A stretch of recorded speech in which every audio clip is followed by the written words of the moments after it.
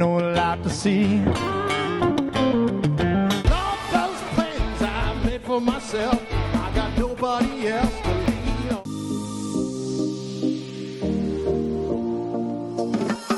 Welcome to everyone joining us to experience stories of resilience, hope, perseverance, and joy. Move over to a sport chair, basketball wheelchair. Category of Best Video are... We love you guys.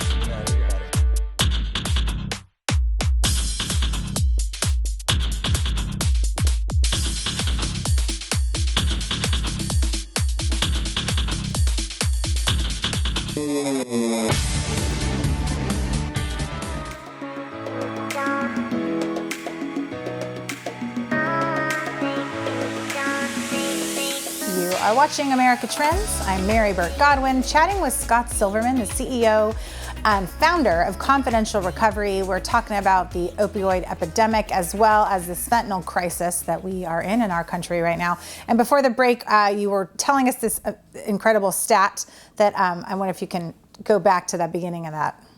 There was a California DA, and I can't remember exactly who it was, a few months ago, that stated that up to 80% of the illicit drugs in California are laced with fentanyl. That's up to 80% are laced with fentanyl. Wow. And they gather that information through the medical examiner. They gather the information when they test people when they're arrested. So my sense is it's probably a pretty good fact that exists. So when you think about that, if you're out there and you're partying and you're getting a hold of something, you don't know where it comes from, there's up to an 80% chance it's laced with fentanyl. And fentanyl is a poison that's put into other medication, counterfeit medication, for a reason. They want to try to disguise it, and they want people to get addicted to it so they can sell more of it. So keep in mind, that's my competition. That's the person out there, someone who's putting poison in a drug that you choose to take that you don't know of. So be very, very careful. Here's the conversation around the fentanyl test strips, because think about it. You're ready to put a pill in your body. It might kill you.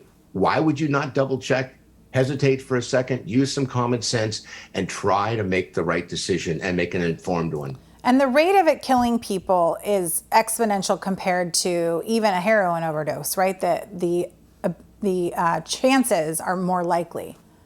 Correct. We've never seen overdose rates like this ever. It was really the opioid spike that caused it, just because the opioid, then they've taken the prescription drugs off the marketplace, and fentanyl, unfortunately, is a synthetic.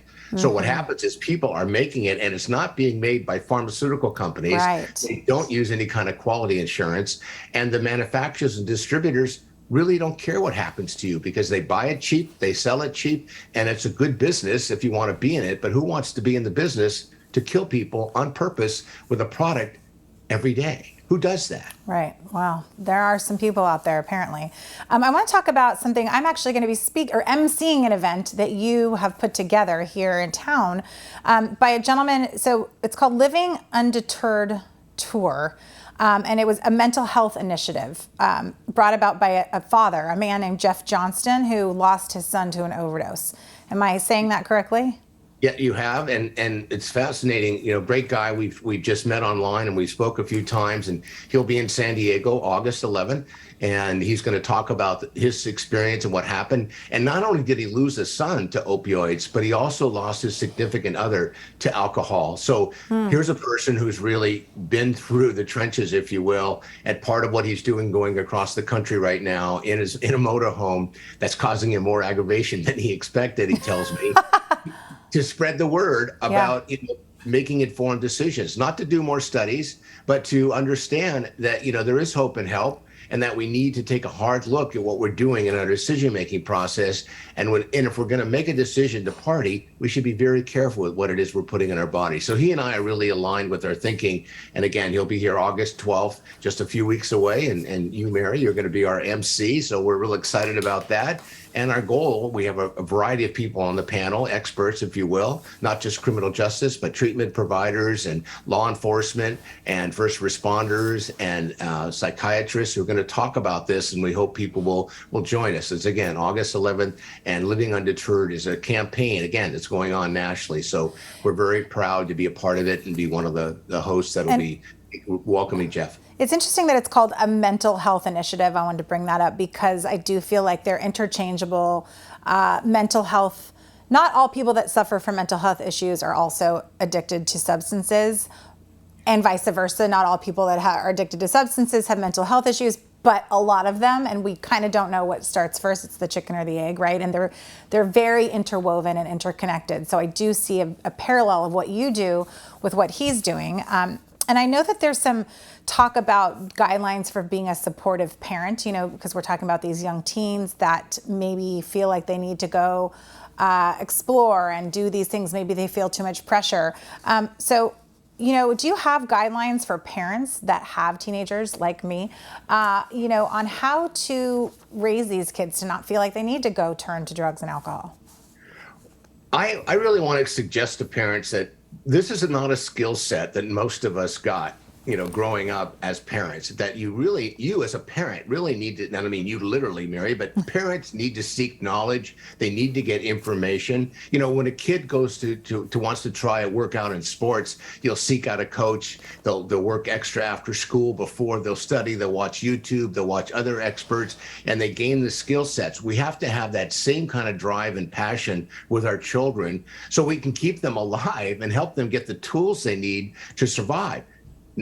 Rarely have I ever seen a parent who, unless they're in recovery or they've experienced it themselves. And I think the mental health piece is real important, because I've never met somebody who suffers from addiction, if you will, or substance use disorder, that once you remove the anesthesia, they didn't have a lot of work to work on the underlying issues, which are generally behavioral health related, untreated trauma, circumstances that have taken place, catastrophic events in life. And look, just the last couple of years, living on the planet takes a lot of tools. I mean, it's been traumatic. Well, it is. And, we were going through some PTSD, my wife and I, just, being together in the house, isolating. Right.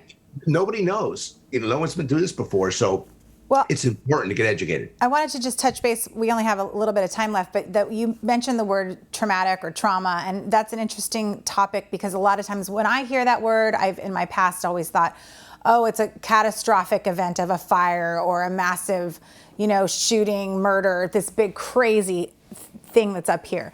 But trauma can be very simple, like a neglectful parent, or maybe not simple is the word I'm looking for, but it's maybe not as much. And I think more people have suffered trauma than maybe even know about, which leads to this need and this desire to turn to something else to fill that void or to numb out. Right. We at Confidential Recovery work with a lot of veterans right now, and we're seeing a lot of, and I like the word untreated trauma versus just trauma, because most trauma untreated only amplifies, because it won't just go away because you will it away or you meditate or you do some journaling. Trauma needs to be treated by a professional, and you need to work on it, just like you would weight loss or a triathlon or a biker, or you want to be healthy, or you want to improve a skill set, or you want to get a higher level of education, or you want to go to a special profession. You have to practice. Same thing with staying alive. We have to work at it differently than we used to. Well, I think we just touched on a topic we'll have to talk about next time you're on, which is trauma and how to kind of treat it and the ways in which people can help themselves. And I love having you on, Scott. Thank you so much for being here. I look forward to being on your podcast next week and being the MC for the event. Everyone at home, this is Scott Silverman, Confidential Recovery, and we'll be right back right after this.